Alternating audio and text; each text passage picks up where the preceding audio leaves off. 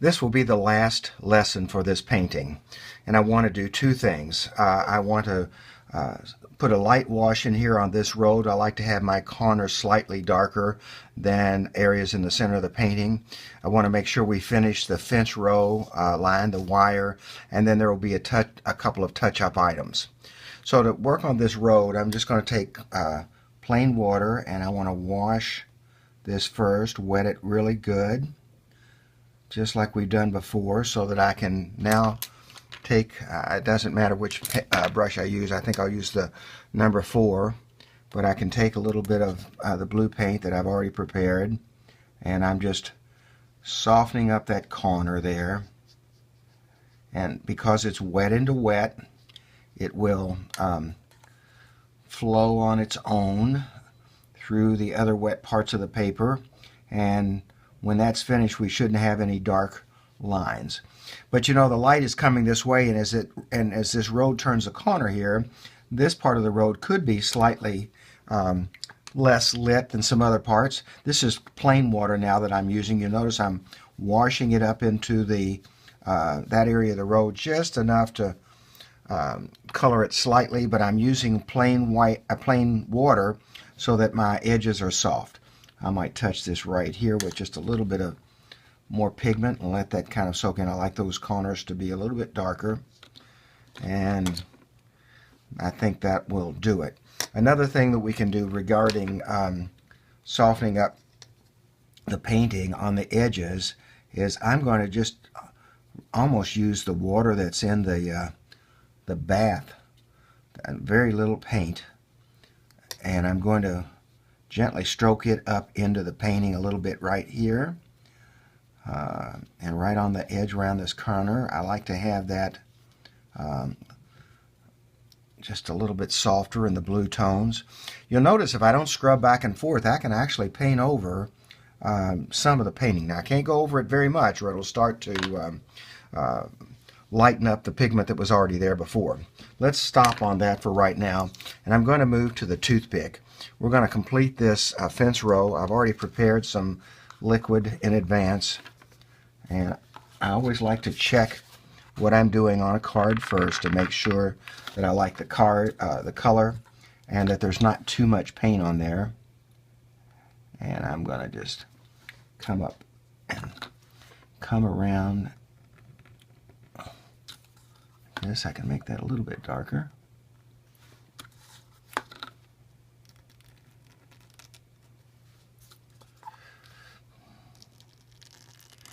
Actually, it's fairly light. I'm going to try to go over that just a little bit more.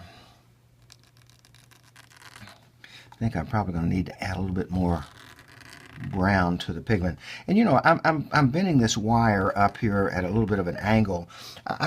Rarely are these fence rows just perfect, and the fact that we might have a little bending in the wire, you know, you might make it actually cause it to wave just a little bit, I think adds to the character of the painting.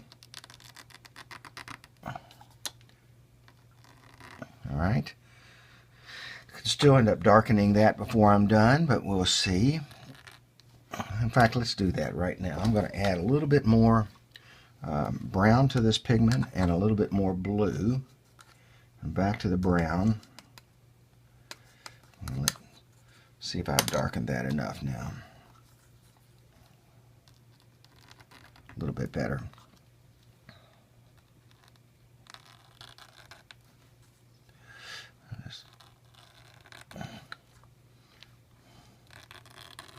I think it's fascinating how you can actually pick up paint with a toothpick and create these nice smooth lines. By the way, this is what I will use to sign my name when I'm done.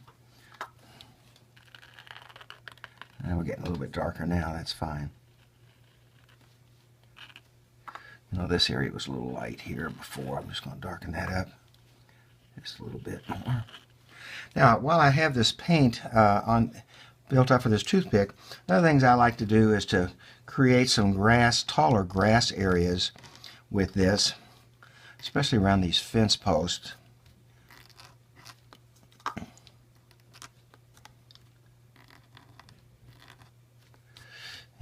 he's bending out like so. Touch ochre on this side a little bit.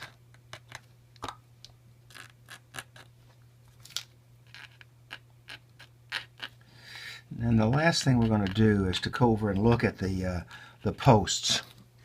I want to darken this line right along the bottom, make that a nice dark line. I'm going to use the toothpick for that because I want that to be a nice marked line where that snow and that log touch. And then you'll notice right here I've got some dark pigment over onto a snow area. I'm going to show you how to lift that out in just a minute. But this is just adding a little bit of contrast to the edge, kind of helping to seat those logs a little bit tighter on the ground. And I might even actually come up here just lightly with some lines like this so that it looks like the grass is growing up around this log, or around these posts.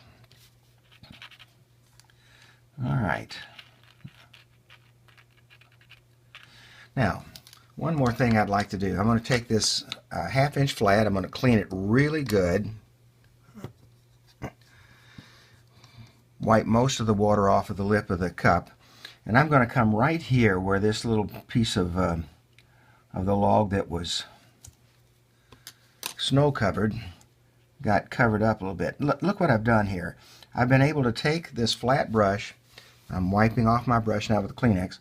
And I've been able to lift out almost all of that color that happened to come over there and move into the snowy area. I'm going to come back and lightly touch this with the toothpick. These are just fine little cleanups. All right, we're just about done with this painting. I want to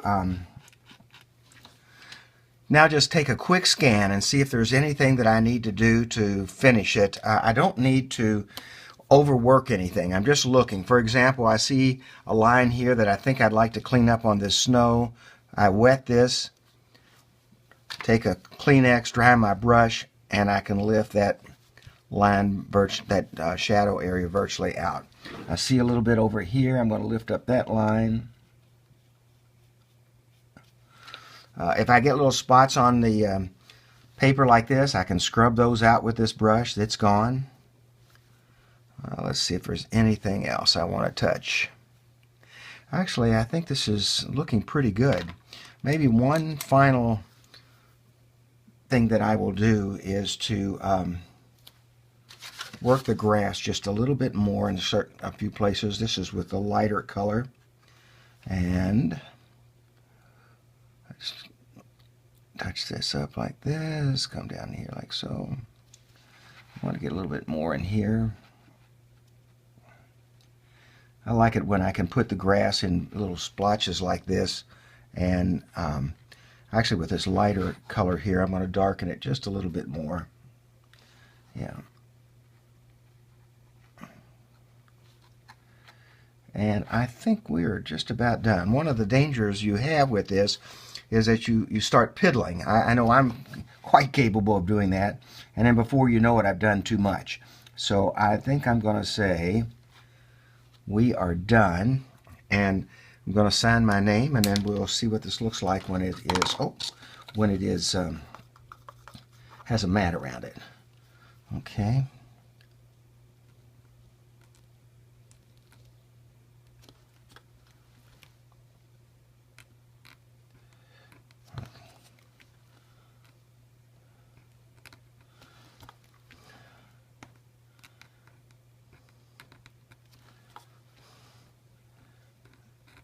Just trying to quickly do this.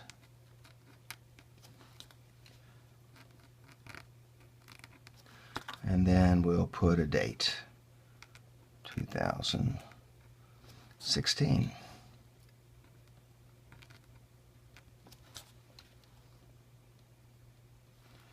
All right, I think that all there.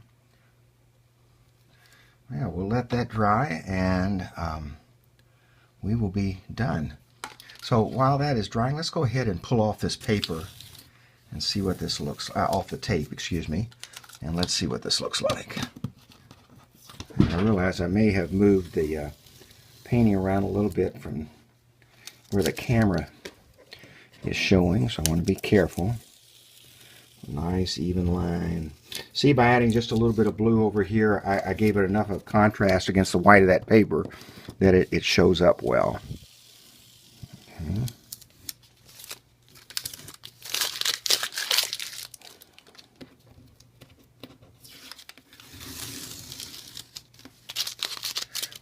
Now one more piece of tape.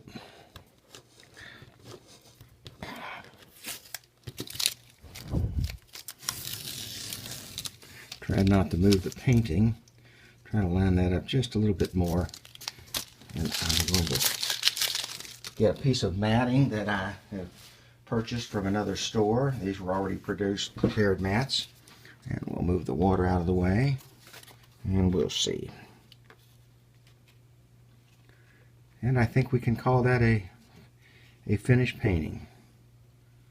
I want to move this over so you can see the matting a little bit more. Okay, that does it. I hope you enjoyed these series of lessons and look forward to working with you some more. Take care.